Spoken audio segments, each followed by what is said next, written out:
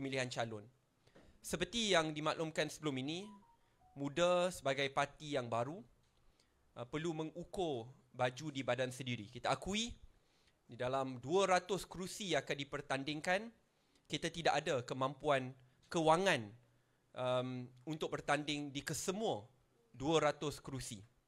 Dengan itu, MUDA akan mencari strategi-strategi baru untuk memastikan bahawa kita dapat fokus khususnya dari sudut dana, kekuatan, pencarian calon, bakat-bakat yang ingin kita ketengahkan. Kerana apabila calon itu diketengahkan, ini adalah calon yang datang dari MUDA, membawa nama baik MUDA, dan juga calon yang saya nak jadikan calon rakyat. So, perkara pertama yang kita nak umumkan adalah MUDA akan mendemokrasikan proses pemilihan calon. Dan tujuan kita untuk mendemokrasikan proses pemilihan calon ini adalah supaya MUDA dapat ketengahkan calon-calon rakyat. Bagaimana kita akan lakukan proses ini? Secara amnya dan lazimnya, calon parti akan datang dari pimpinan tertinggi parti. Tidak kira di peringkat pusat, di peringkat negeri, ataupun di peringkat parlimen. Tetapi MUDA ingin menggunakan strategi baru di mana kita akan membuka borang permohonan untuk menjadi calon, dan kita juga akan membuat jelajah untuk mencari bakat-bakat baru walaupun mereka ini bukan ahli MUDA, bukan pimpinan MUDA sebelum ini. Kita juga ingin bekerjasama dengan mereka supaya kita dapat menawarkan calon-calon rakyat. We want this to be the people's candidate, calon rakyat. Sebab itu kita akan mendemokrasikan proses pemilihan calon ini. Selepas ini, Saudara Lokman, pengarah pilihan raya akan kongsikan bagaimana rakyat secara umum boleh menawarkan diri untuk menjadi calon pada ke-6 pilihan raya negeri yang bakal kita berhadapan. Tapi pada masa yang sama, kita turut akan berkongsikan the parameters, proses pemilihannya, bagaimana ada beberapa lapisan supaya akhirnya MUDA dapat mencari calon-calon rakyat, iaitu the people's candidate, supaya akhirnya inilah supaya mereka dapat menawarkan politik baru kepada rakyat di 6 negeri yang akan dipertandingkan ini. So sebelum saya pergi kepada isu yang ingin diulas, saya biarkan Ketua Pengarah Pilihan Raya untuk menjelaskan bagaimana proses pemilihannya. Terima kasih Saudara Syed Saddiq. Assalamualaikum semua. Jadi sebagai antara langkah awal saya sebagai pengarah pilihan raya adalah untuk saya mewujudkan jawatankuasa pemilihan calon. Jawatankuasa pemilihan calon ini adalah satu proses yang muda dalam pilihan raya yang lepas kita buat, di mana kita wujudkan satu jawatankuasa untuk mencari, mengumpul dan melihat calon-calon yang berpotensi untuk menjadi wakil di kawasan masing-masing.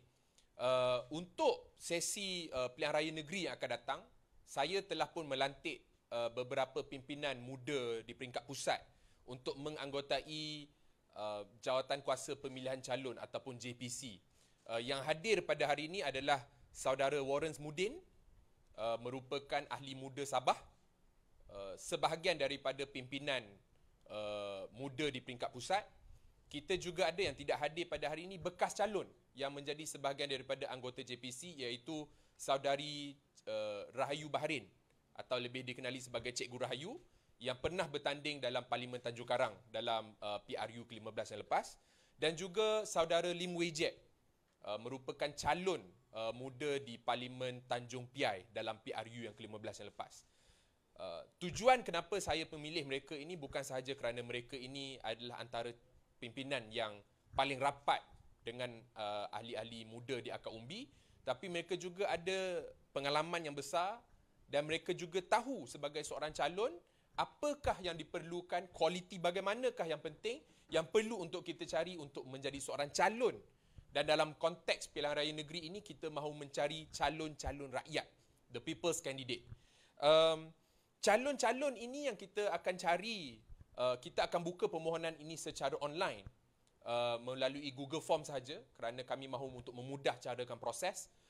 Boleh nanti tim saya akan kongsikan kepada anda link dia, iaitu bit.ly/calon muda yang nanti kami akan kongsi kepada rakan-rakan media. Calon-calon rakyat yang kami pilih ini perlu memenuhi beberapa kriteria-kriteria penting dan asas.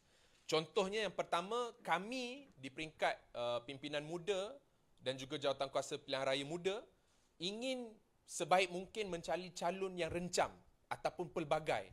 Rencam itu bagaimana? Dari segi latar belakangnya, dari segi lelaki, komposisi lelaki dan wanitanya, dari segi profesionnya, dari segi latar belakang dan juga kerencaman idea itu penting untuk menjadi calon rakyat. Jadi pertamanya mereka ini perlu rencam.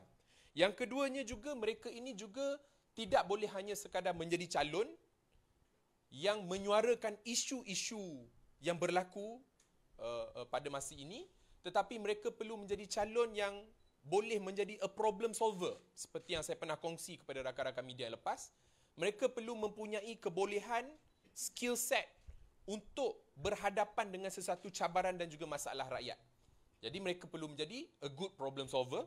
Dan yang ketiga, sudah tentu kita akan menilai juga integriti latar belakang calon ini supaya mereka ini dapat mewakili bukan saja muda tetapi mewakili rakyat di pentas pembuatan polisi. Sebagai pengarah pilihan raya juga, ini adalah impian saya juga. Saya sebaik mungkin saya mahu menjadi seorang pengarah pilihan raya yang akhirnya dapat menghantar sekurang-kurangnya separuh ataupun 50% daripada calon-calon kita itu adalah daripada kalangan wanita. Saya faham ini bukan tugas yang mudah. Ini memerlukan usaha sama daripada peringkat pimpinan sehingga ke peringkat ahli muda akar umbi. Tetapi saya mahu kalau boleh kita tawarkan yang terbaik untuk rakyat dan saya percaya mempunyai lebih ramai calon-calon yang pelbagai, yang rencam, 50%-nya wanita, yang muda-muda dapat memberi tawaran yang terbaik kepada negara kita. Jadi itu sahaja daripada platform muda. Kita akan kongsi dan hebahkan link supaya semua, tak kiralah anda ini pimpinan pusat, anda ini pimpinan negeri, anda ini merupakan ahli-ahli biasa muda, saya dengan rendah hati mewakili muda mahu mengajak anda semua untuk bersama-sama dalam perjuangan muda untuk kita cari calon rakyat untuk rakyat. Jadi terima kasih.